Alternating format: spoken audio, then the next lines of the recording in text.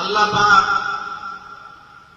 রব্বুল আলামিন নবী বলেছেন, খায়রুকুম মান তাআল্লামাল কুরআন ওয়া আল্লামাহু, তোমাদের মধ্যে সেই ব্যক্তি উত্তম যে কোরআন শেখে এবং অপরকে শেখায়।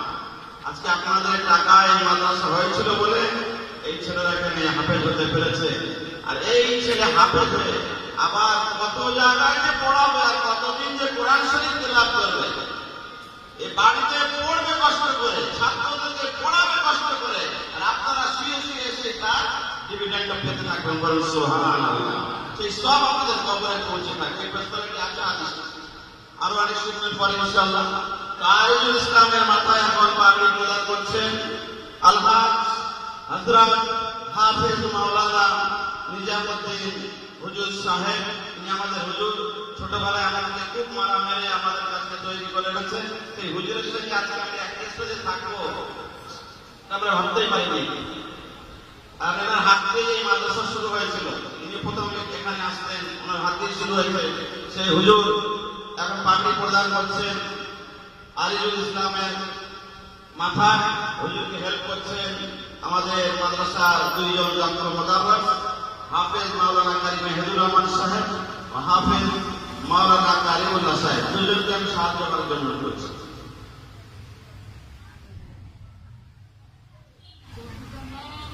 নারায়ে তাকবীর, নারায়ে তাকবীর।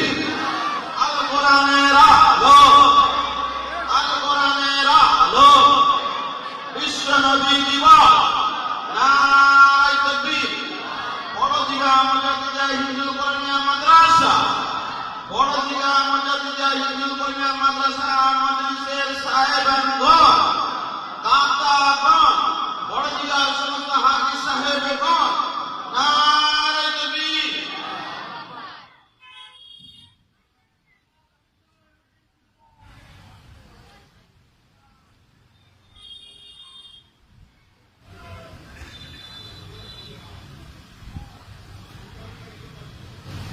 নেক্সট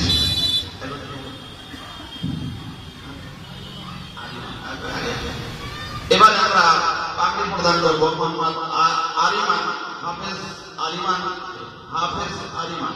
পুরো 30 পারার কোরআনের হাফেজ, না দেখে বলতে পারে আলহামদুলিল্লাহ মাশাআল্লাহ। আরিমানের আব্বা, এই যে আরিমানের আব্বা খুব কষ্ট করে ছেলেকে আজকে হাফেজ বানিয়েছেন, উনি ধন্য।